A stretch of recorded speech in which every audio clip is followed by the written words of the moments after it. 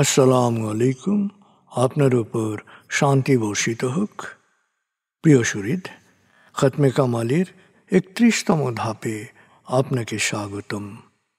আপনি জানেন, রোগ শোক, বিপদ আপদ, আসমানি জমিনি বালা মুসিবত, সকল ধরনের অস্থিরতা, অশান্তি, অনিশ্চয়তা, নিরাপত্তাহীনতা, দুর্যোগ, দুর্বিপাক, আজাব গজব থেকে মুক্তির জন্যে খতমে কামালি এক সহজ আমল। খতমে কামালির এই আমলের মধ্য দিয়ে প্রার্থনাকারী প্রার্থনার সাথে মিশে যান। আসলে প্রার্থনাকারী যখন প্রার্থনার সাথে মিশে যান, তখন প্রার্থনা কবুল হয়।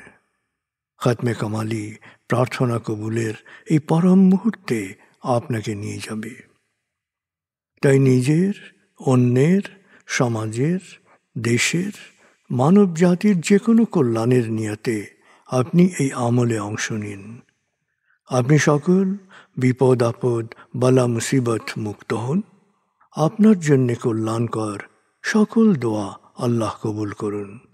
সব সময় আল্লাহ আমাদেরকে তার রহমতের ছায়ায় রাখুন। এই কামনা করে আমি শহীদ আল বুখারী মহাজাতক খতমে কামালির পুরো প্রক্রিয়ায় আপনার সাথে থাকছি।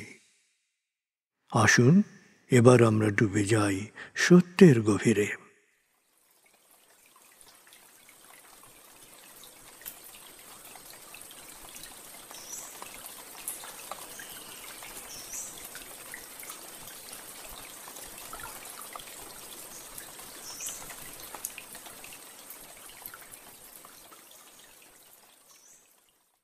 হে আল্লাহ, বিতাড়িত শয়তান থেকে আমি তোমার আশ্রয় প্রার্থনা করছি। দয়াময় মেহেরবান আল্লাহর নামে। আয়াতুল মুলক। হে আল্লাহ, সকল ক্ষমতার মালিক, তুমি যাকে ইচ্ছা ক্ষমতা দান করো, যাকে ইচ্ছা ক্ষমতাচ্যুত করো, যাকে ইচ্ছা সম্মানিত করো, যাকে ইচ্ছা অপমানিত করো। তুমি সর্বশক্তিমান, সকল কল্যাণ ও মঙ্গলের আধার। তুমি দিনকে ছোট করে বড় করো রাত, আবার রাতকে ছোট করে বড় করো দিন। তুমি প্রাণহীনে দাও প্রাণ, আর প্রাণবন্তকে করো প্রাণহীন। তুমি যাকে চাও বেহিসাব রিজিক দান করো। সূরা আলে ইমরান আয়াত ২৬-২৭। আয়াতুল কুরসি। আল্লাহ ছাড়া কোনো উপাস্য নেই। তিনি শাশ্বত, চিরঞ্জীব, বিশ্ব প্রকৃতির সর্বসত্তার ধারক। তিনি তন্দ্রা নিদ্রাহীন, সদা সজাগ, মহাকাশ ও পৃথিবীর সব কিছুর মালিক। তার সদয় অনুমতি ছাড়া তার কাছে সুপারিশ করার সাধ্য কারো নেই। দৃশ্যমান বা দৃশ্য, অতীত বা ভবিষ্যৎ, সৃষ্টির সব কিছুই তিনি জানেন। তিনি যতটুকু জানাবেন, এর বাইরে তার জ্ঞানের সীমানা সম্পর্কে ধারণা করা কারো পক্ষেই সম্ভব নয়। তার আসন, তার কর্তৃত্ব পৃথিবী ও নভমণ্ডলের সর্বত্র বিস্তৃত, আর তার সংরক্ষণে তিনি অক্লান্ত। তিনি সর্বোচ্চ, সুমহান। সূরা বাকারা আয়াত ২৫৫।